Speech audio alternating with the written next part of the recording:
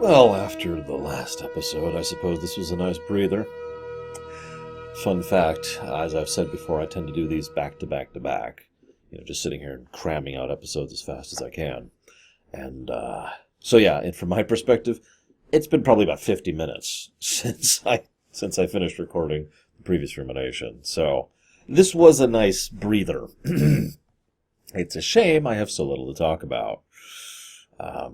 Cecily Adams is the woman who does the acting for Moogie, that is to say Ishka, in this episode and every episode afterwards.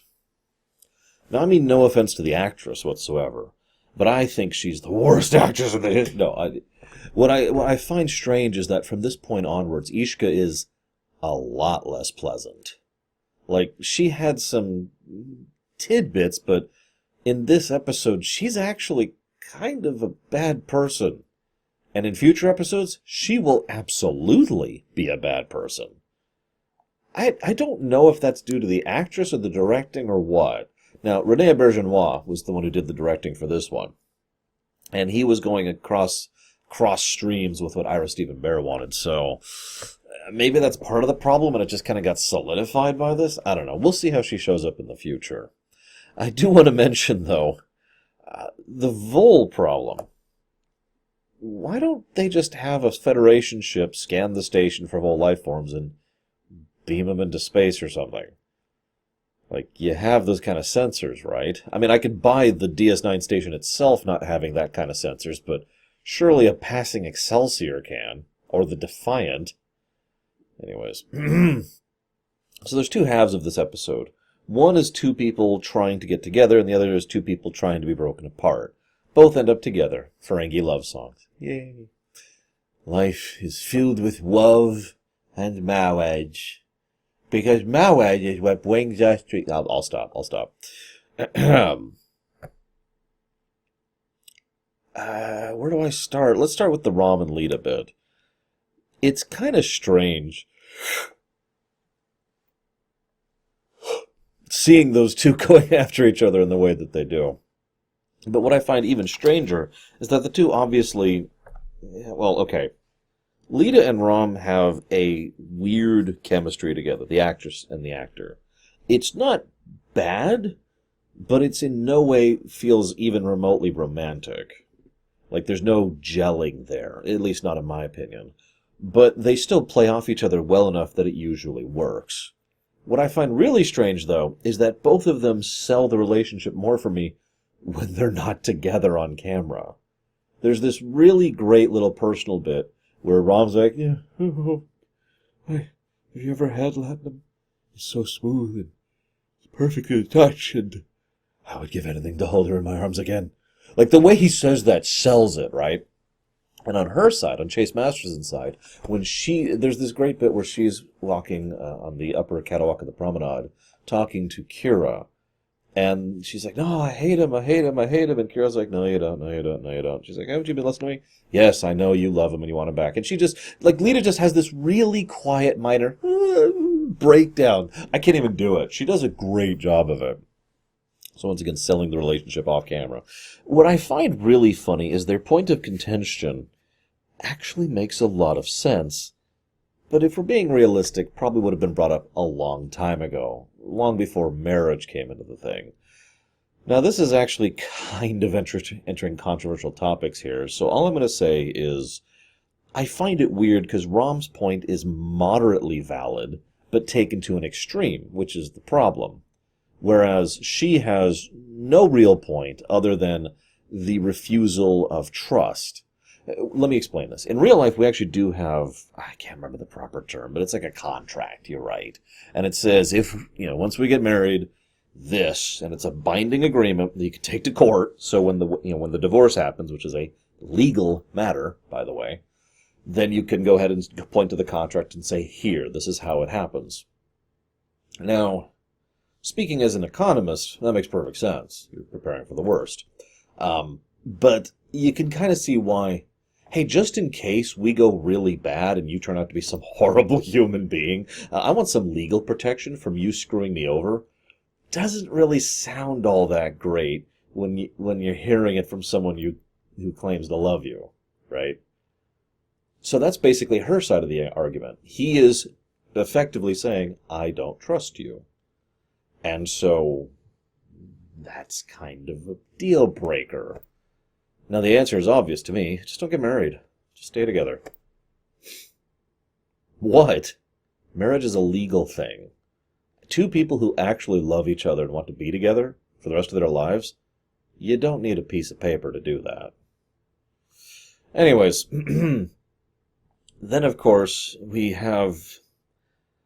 You could tell Rom hasn't been in a real relationship before. We've actually heard references to his previous wife a couple of times. You have Nog's mother, and how she's horrible.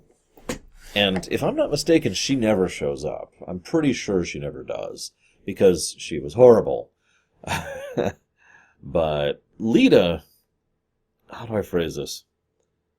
Lita, she has a nice bit at the end. Rom decides to give away all his money. In fact, you can kind of see how Rom is just twisting himself into knots here, because he doesn't know if he can trust her, but he's going to offer her half of all of his life savings in order to show that he does trust her, but still insists she sign the contract, which means that she won't own it, and he doesn't even realize that. He's just like, oh, right. Now what? And of course, he still hasn't resolved the trust thing. He hasn't. In fact, the way he resolves the trust thing is by giving away the money. That's a bit of a lateral move, although I could see why an engineer would think that way, because his solution is, well, I'll just remove the temptation. Now she can't be after me for my money, because there's no money left. Ergo, if she still wants to be with me, she wants to actually be with me.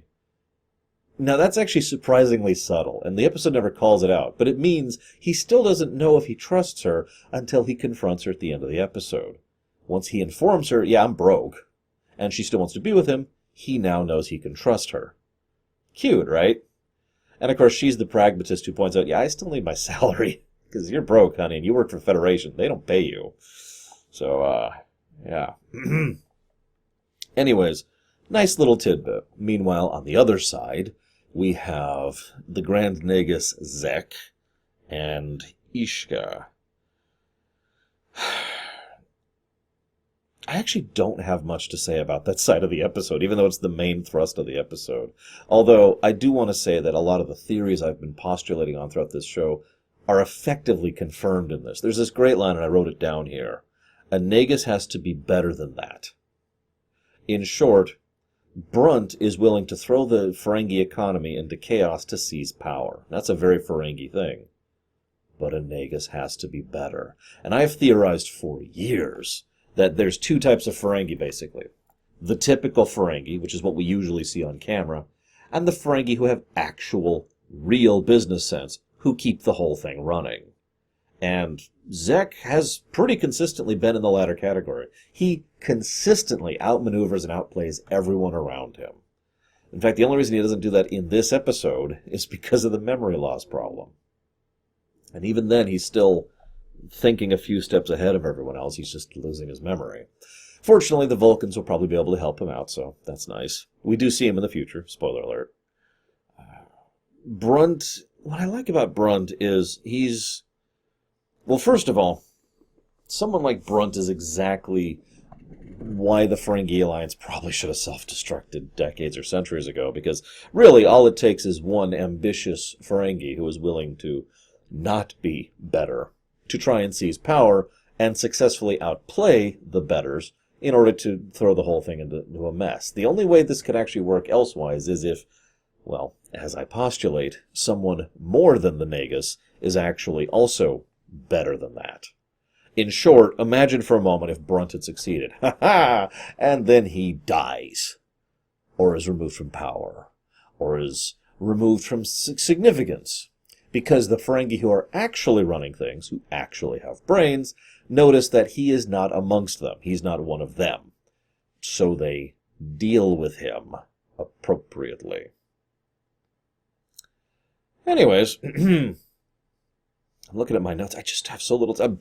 Brunt mentions how much he's disgusted by Ishka, even though it was all just a power grab.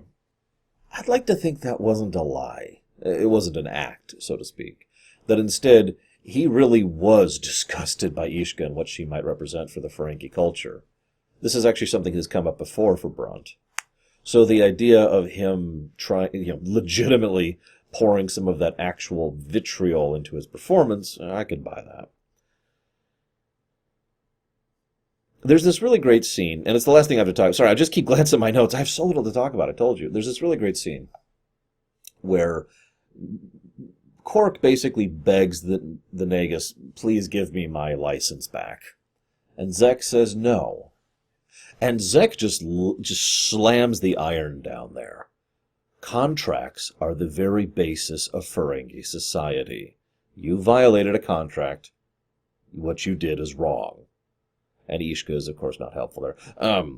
And I find that interesting because it kind of helps to emphasize, again, the idea that this society is only being held together by thread, That this rule, this absolute adherence to the idea of the internecine contract, is the only thing that prevents their society from completely dissolving. I've related to the Ferengi before to the Sith, that is to say, the Sith Empire over in Star Wars The Old Republic. And the more I see of them, the more it seems to be true. Because over there are certain tenets, and those tenets you simply do not break. Adherence to the Emperor, following their counsel. There's certain lines you don't cross, basically. And if you cross them, you get screwed instantly into the ground. In fact, you usually get killed.